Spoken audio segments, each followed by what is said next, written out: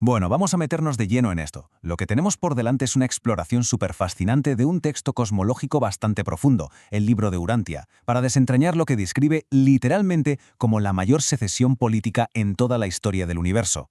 Así que, olvidemos por un momento al típico demonio rojo contridente de la cultura popular. Esta historia se parece muchísimo más a un drama político de alto nivel, una verdadera historia de crimen a escala corporativa y cósmica. El texto nos pinta este evento histórico no como un cuento de hadas o una simple alegoría del bien contra el mal, sino como una traición burocrática absolutamente asombrosa y muy calculada. O sea, ese antiguo lamento sobre la caída desde los cielos es, según esta fuente, el eco literal de la trágica caída en desgracia de un líder que alguna vez fue brillante, muy respetado y que lo perdió todo. Y para no perdernos en semejante inmensidad y entender bien los detalles, vamos a dividir esta rebelión en 5 capítulos históricos. Empezaremos con el origen de Lucifer, analizaremos su manifiesto político, veremos cómo fue esa famosa guerra en los cielos, qué impacto tuvo la caída de nuestro planeta Urantia y terminaremos con el juicio final. Así que vamos a conocer al alto ejecutivo que encendió la chispa de todo. Capítulo 1. El origen de Lucifer, el administrador brillante. Y es que, según el texto, la figura de Lucifer es todo lo contrario a lo que nos han vendido siempre. Antes de montar semejante lío, era un brillante y altísimo directivo regional de un vasto sistema cósmico, una verdadera mente maestra de la administración, súper sagaz y con una eficiencia operativa que asustaba. A ver, para hacernos una idea del tamaño de su poder, hay que entender su territorio. Era el jefe supremo, el CEO de Satania, una red planetaria masiva que abarcaba 607 mundos habitados, todos gobernados desde su sede en la montaña de Jerusalén. Y ojo, que gobernó allí con absoluta perfección durante más de 500.000 años. Casi nada. Y fijaos en este número, el 37, porque ilustra maravillosamente su prestigio. Lucifer era el 37º de su orden administrativa. Estaba reconocido oficialmente como una de las 100 personalidades más brillantes y capaces entre más de 700.000 de sus compañeros. Era a todos los efectos un auténtico prodigio celestial. Aquí hay un detalle súper interesante que la humanidad casi siempre confunde. Según cuenta el texto, Lucifer y Satanás son en realidad dos personas completamente distintas. Lucifer era el gran jefe, el cerebro soberano, y Satanás era simplemente su primer lugarteniente, su mano derecha, que acabó convirtiéndose en el relaciones públicas más entusiasta de la rebelión. Lo que nos lleva al capítulo 2, el manifiesto de libertad. Porque la clave de todo esto es que la rebelión no empezó con explosiones ni rayos cayendo del cielo. Empezó en los despachos, con una plataforma política súper estructurada, bautizada como la Declaración Luciferina de Libertad. Todo un terremoto ideológico.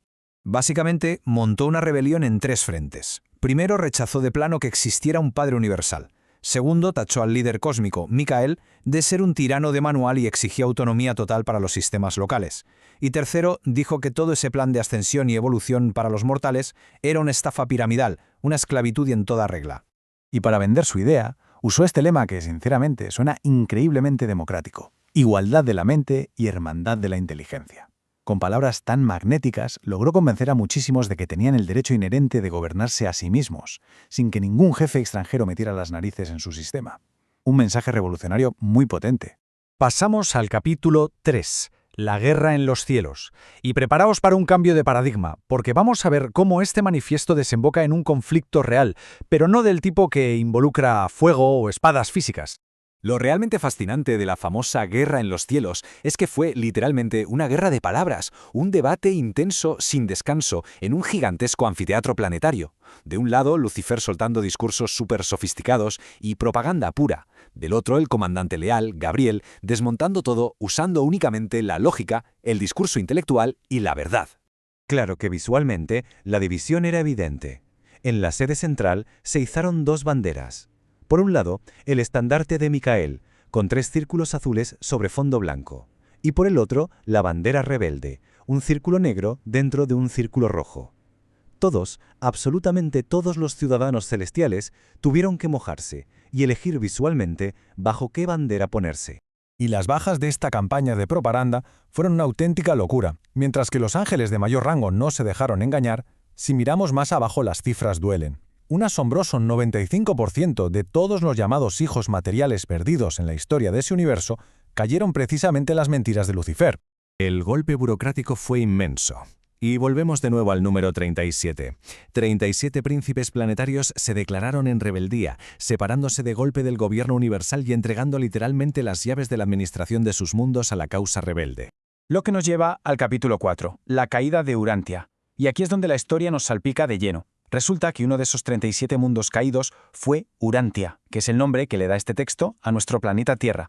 Así que el impacto de este lío cósmico nos tocó de muy cerca. Fijaos en cómo organizaron el chiringuito rebelde aquí en la Tierra. El que históricamente llamamos el Diablo es en realidad Caligastia, un príncipe depuesto que puso a todo su equipo del lado rebelde. Satanás era el defensor del plan aquí, Abadón, su jefe de Estado Mayor, y Belzebú lideraba a unas entidades llamadas seres intermedios. Vamos, todo un sindicato en las sombras. Para evitar que este peligroso contagio intelectual y espiritual se propagara a mundos sanos, las autoridades universales tomaron medidas súper drásticas. Básicamente nos cortaron el Internet cósmico, aislaron todo el sistema, cortaron todas las comunicaciones y metieron a la Tierra en una cuarentena absoluta, un estado de aislamiento en el que, en teoría, seguimos estando a día de hoy.